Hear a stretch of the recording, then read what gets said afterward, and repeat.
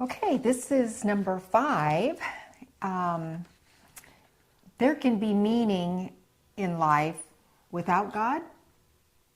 Yeah, can there be? That's what I Oh. tacked onto this next. Can there be? Can there be? Right. Oh, can there be? Yeah, Yeah. I was going to say, So the assertion is there can be, according to Sam Harris, right? Okay. And these guys, the 4 men, Okay. Harris, Dawkins, Hawking, and Hitchens, they're saying, yes, there can be meaning in life. Now, they're going to tell you they don't really believe that in a minute in their quotes. Yeah. That's why I let them always speak for themselves, rather than me telling you they don't really mean that all the time. I'll show you they don't mean it, okay? You can weigh it yourself. Right. But the point is, they feel like it's necessary to address this, that there's meaning in life. Otherwise, I'm going to bring it up immediately and say, if you're correct, how could there be meaning in life? Yes. It's an undirected, unguided process that got you here.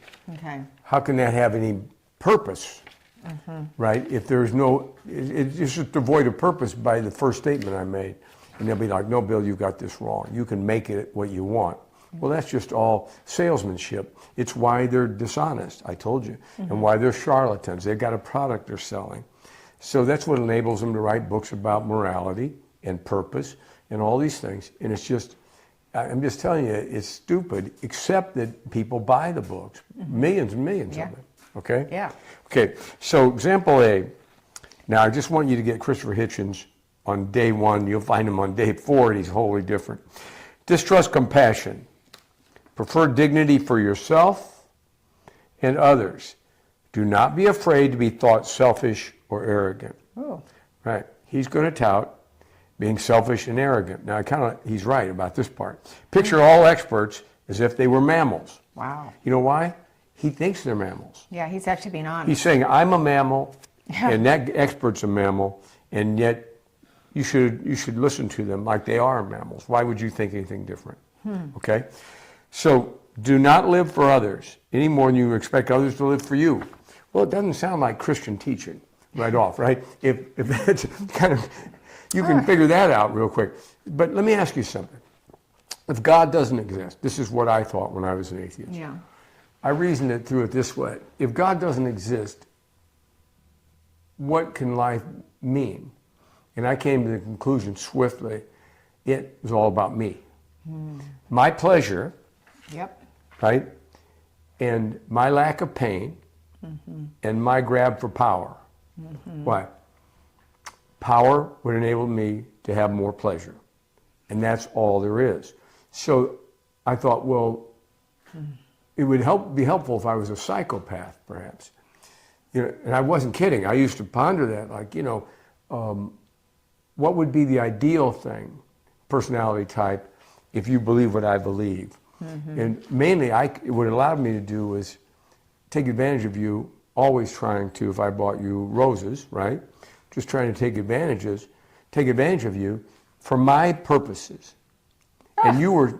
I wouldn't have liked you at all. Good thing I didn't know you then. No, and you were dispensed with. I could be done with you in 2 seconds or 2 days or 2 years. Yeah. Didn't matter. No, you did believe But that was a reasonable thing. No, and so I get he's right here. Remember, when Hitchens was dying, and I Yeah. told you the impression it made on me when I saw him at Cornell or Dartmouth on a video, and he's in an audience, and some guy like Craig says to him, but what's the meaning of life? He's got his hair's all falling out. He's dying, Yeah. right? He's 3 months from being dead. And all of his adoring fans are there, and he stands up and says, it's pleasure, but you know what brings me pleasure? He says to this guy, who's asking a legitimate question, when the phone rings tomorrow and it's bad news about you, Ugh. that brings me pleasure. And the people clap. Ugh. And I'm like, that's it. Pleasure and the other guy's pain, right? Makes him happy. And that's, Woo. and I'm like, wow. And then he sits down and the people cheer him on like they do, the adoring Yeah. multitude. And then he stands back up, Hitchens, and he says to the guy, and one other thing, sex.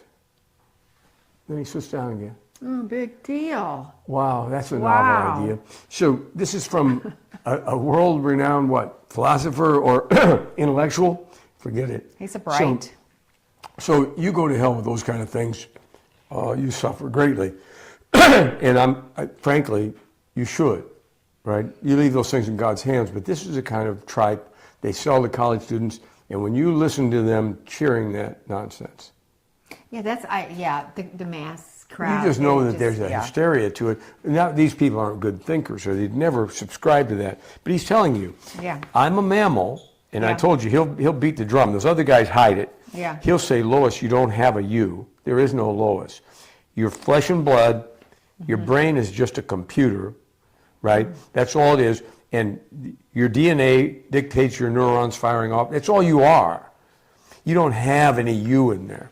Now, when you tell people that, they don't believe that, but that's absolutely what Sam Harris believes, but he hides it. Well, he didn't make that clear. Because if he makes it clear, it doesn't sell with, even college kids are like, I don't like this part of it, you know. Well, Yeah. they want to be them. They don't want to be just a... Here's Christopher Hitchens again. See, a little more honesty. I am asked, do I find purpose and meaning in life? How does a mere and gross materialist, meaning, again, materialist is nothing but the physical, Yeah. okay, with no expectation of a life to come, Okay. he's saying, how do I decide what, if anything, is worth caring about? Just what I told you how I felt. It could be that all existence is a pointless joke, but it is in fact not possible to live one's everyday life as if it were so. So he tacks on this little caveat. This is how I feel, Bill, but I can't stand to live like that, so I act like kindness matters. Ugh. See, he's like, Hypocritical. nobody can live like there's no purpose. I know there's no purpose. I know there's no meaning, Bill, but I'm going to say the opposite. Why? Well, it's a rudderless ship otherwise. It's just chaos and nothing matters. And I'm like, that's what the answer is. Why can't you face up to that? He'll claim that you can't face up to the fact that there's no God. I'm saying he can't face up to his own beliefs. Yeah. He's telling you, I know this to be true, but I'm going to act like it's something else so that I can fit in and sell a few books and have, you know, a few more women will think I'm attractive or whatever his goal was. It's just ridiculous. Now, you get Richard Dawkins when he's got his little English beanie on, right? It's the kind with the propeller on top to me. Stop it. Our life is as meaningful and full and as wonderful as we choose to make it. Talk about Pollyanna stuff. Now, he won't stick to this. I want you to know, picture him with the beanie now. Okay. Okay, because when he's Mr. I've got knickers on, I'm riding my bike down the streets, you know, of the village in England, and it's all picturesque, Right. and everything's good with the world. I want you to see what he says later. Now, when you come over, let's go over this. I feel sorry for a guy like Hawking. Yeah. Right, he was a brilliant guy in his own mind, but you'll watch example like watch how he just can't. He does this thing. I'll show you. It surprises me how disinterested we are today about things like physics, space, the universe, and philosophy of our existence, our purpose, our final destination. It's a crazy world out there. Be curious. All kind of upbeat. Look at Neff. The human race is just chemical scum. On a moderate-sized planet, orbiting around a very average star, in the outer suburb of one of among 100 billion galaxies, we are so insignificant that I can't believe the whole universe exists for our benefit. So, see, what happens is, I'll have two more quotes by him along this line. Remember, this guy's got Lou Gehrig's disease. Sure. He's suffering, it looks like, 22 years, 63 through 85. He's suffering with this thing, right? And he's got this great mind behind it, but it's in darkness. And you can see by 1980, he's attempting to commit suicide by not breathing. Okay. Because, so do you think he's going to be in favor of a man deciding when he dies? Oh, yeah. Of course he is. But he has trouble deciding for himself. He doesn't ask me to help him. Okay. So you see what ends up happening is they're caught in this crossfire inside themselves. Sure. And it's very pitiful crossfire if you think about it. But I'll show you. Painful. Here's Sam Harris, Mr. Miyagi stuff again. Think about this. Now, I'm telling you, he wrote a book called A Guide to Spirituality Without Religion. Okay. Okay, just want you to know Sam produces all this stuff like a magician. What would our world be like if we cease to worry about right and wrong, or good and evil, and simply acted so as to maximize well-being, our own and that of others, would we lose anything important? He sings this song in front of audiences over and over, and he puts it in his book just like this. His is always, what if we maximized my pleasure and yours? And I'm like, we're probably going to bump into the pleasure trains, are going to hit each other pretty quickly, right? Yeah. It's Different stupid. ideas If you here. live in Sam's world where you just attend seminars, Sam sells you this stuff. You're like, what if we just forget about right and wrong? And what is the Sam telling you in the next breath? What's he just saying in the next breath? But Bill's wrong. I'm like, Sam, you were supposed to be. What about right and wrong? Sam, you can't have it and not have it, right? I mean, if you say, what if we didn't do this? And you're like, well, Bill, as long as you think there's right and wrong, I can't afford to be neutral, so I have my own right and wrong. I'm like, then your idea is just the opposite of mine. How would I know yours is right? Right? I mean, see, the idea of right and wrong, at least I have something outside of myself determining that. I say God. You say Sam. And I'm saying, you don't even get along with Richard Dawkins. Come on. I mean, but these guys are funny with that stuff. They get away with it. And here's one more Sam. Listen to this one, Craig. Here's this brilliant guy selling 20 million books. You are not controlling the storm, and you are not lost in it. You are the storm. I'm like, How many sounds like chick material. how many 16-year-old girls are at the drive-in buying that nonsense? That's who Sam really has it for an audience. Think about it. I'm like, either that, or I'll tell you who it is. You go to the grocery store and you see the woman in her Cub jammies and footies, and it's 3 o'clock in the afternoon and she's shopping. She's going for Sam's nonsense. I can tell you that right now. It's just insanity to think that a real person would buy it. You're not controlling the storm. You're not in the storm. in it. You are the storm. That's why I call him Mr. Miyagi, that one right there. Because that's that kind of stuff. He said, you are Daniel-san or whatever, right? When that kid in what was that movie? Do you remember? Karate Kid. Yeah. So, and now here's Stephen Hawking, as I told you. I regard the brain as a computer. One will stop working, right, when its components fail. There is no heaven or afterlife or broken down computers. It is a fairy tale for people who are afraid of the dark. So he saw himself as not existing in that sense, but being blood, flesh and blood, only. Right, and DNA and neurons count for everything. So it's sad. There's Christopher Hitchens being truthful. I don't have a body, I am a body. That's the one I recommend remembering because it's so simple. I don't have a body, Bill. I am a body. Meaning I'm only a body. You run that by people, and no one wants that one. No. No one wants to be a mammal. So then you get Nietzsche, who's one of my favorites out of this crew. Of course, you have to go back in history to pick these cats up. Yep. Example, in point of fact, they do what they cannot help doing. He's telling you how life works. The computer is dictating what you're going to do tomorrow. It dictates how Christopher Hitchens responds. Wow. That internal computer of yours is doing this. And there isn't any you to account for it or to check it out. Oh, is that how they explain evil? Sure, that's how they explain them. Or bad things that happen. They always show the hypocrisy of it because they talk about themselves all the time. Yeah. But there is no them in their philosophy, okay? Now, you'll see, I'm going to give you a bunch of others. Then I give you Shakespeare because this is the best example of how these guys, I want you to understand that this, when I believed this, the difference is I knew this was really a dogma of despair. Okay? Yeah. It just is. I didn't think of it in terms of doctrine only, but in dogma. It was a belief that I had just buried in me as a foundational one, that it was all about despair and the avoidance of it by putting it off with pleasure, right? So you're going to chase physical pleasure because that's all that gets there. Now, if you saw that you wanted power, I might attribute it to the fact you can get more physical pleasure if you have a lot of money. Okay. But ease and luxury, for instance. But if you think about it, it's really a terrible thing. If you saw you were down to that, you should just kill yourself, right? And sometimes these guys will have the courage to do that. These modern guys don't. They're selling too many books to kill themselves. Well, you were in that state. But Shakespeare, life's but a walking shadow, a poor player that struts and frets his hour upon the stage, and then is heard no more.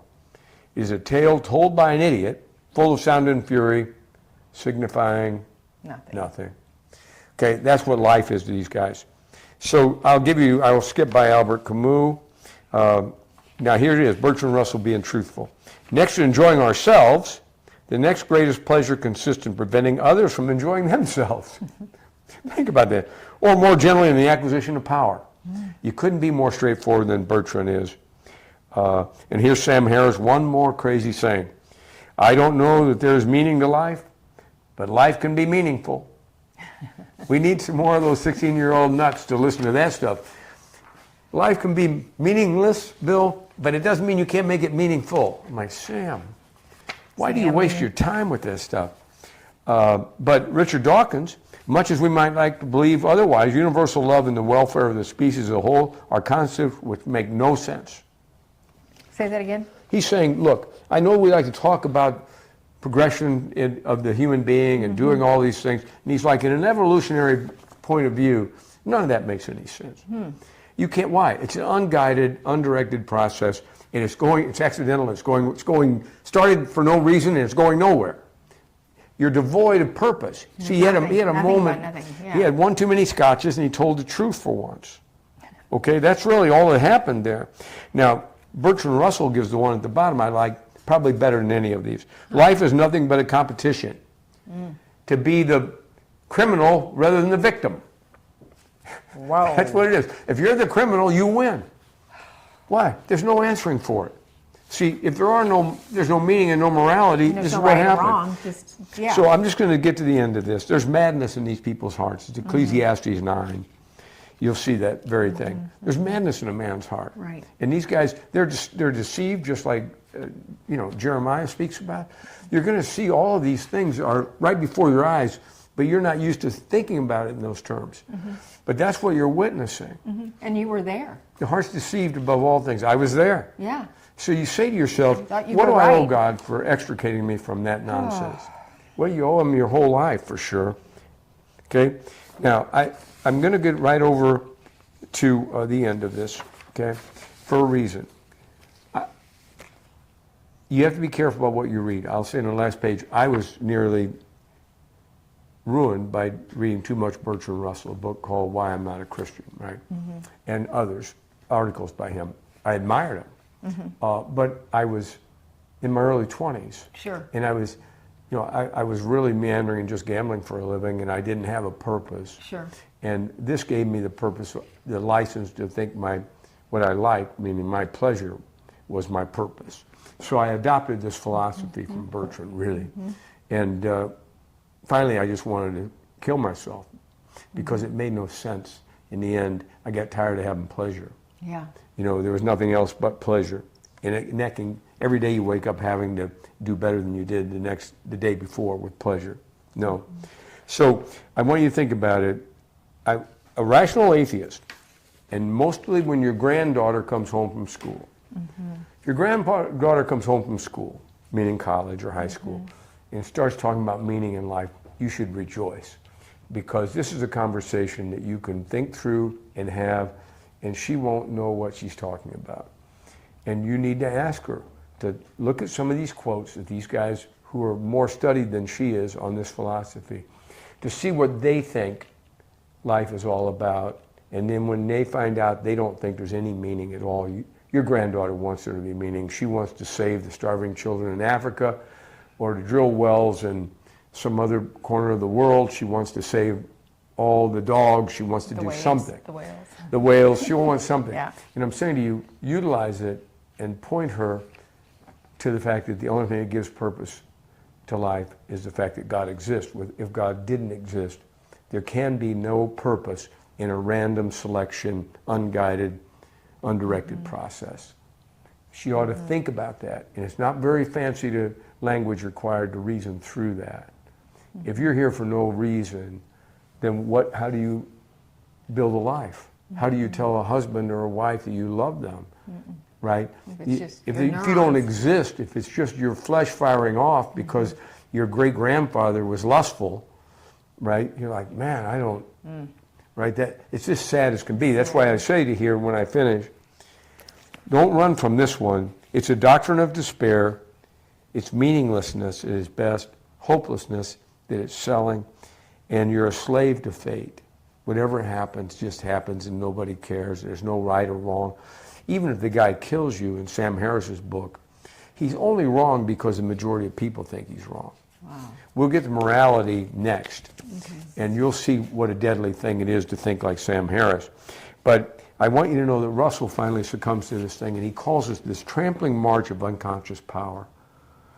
See, if you're a thoughtful guy and not trying to parade around like Sam Harris does, Bertrand Russell's getting older, and it's probably in his late 1960s. I think he dies in 1970. And he's saying there's a trampling, unseen power that's crushing everything around me that I see. And I'm worried about the atomic bomb he's talking about. He's anti-bomb. And you're like, yeah, it's just a smothering to him. And he's realized his whole life is probably meaningless, right? He just doesn't, he never had the courage to say it the way that George Bernard Shaw said. I told you, George Bernard Shaw, because he's Irish, had a little more truthfulness. But he said, look, everything I say is meaningless. You're meaningless, okay? Are we straight with this? You're meaningless. And he said, but I speak at your college because you give me 5,000 pounds. Right? It's like, but everybody there is meaningless. It's all meaningless. And when you see this, you're like, this is nihilism. And so one of these, I'll spend a whole lot of other videos down the road on Nietzsche. Okay. Because he's really the best when you're going to deal with what is nihilism and meaninglessness. And he's really, he's thought it through, and he comes up with a lot of philosophical thoughts about it that are much better than these guys. Okay, so I'll spend some time with him. Okay. Fair enough? Fair enough. Well, this was heavy. Yeah, it is, Yeah. and depressing if you're an atheist. Yeah. Yeah, don't be afraid of this There one. can- This one is a big thing to know, and you can't wait for your child or grandchild or nephew or whatever to bring Ask this, or a questions, coworker. You can. This one is a winner. There can This be topic. meaning in life without God. Can there be? Yeah, there's no meaning without God. No meaning. Okay? Love you, girl.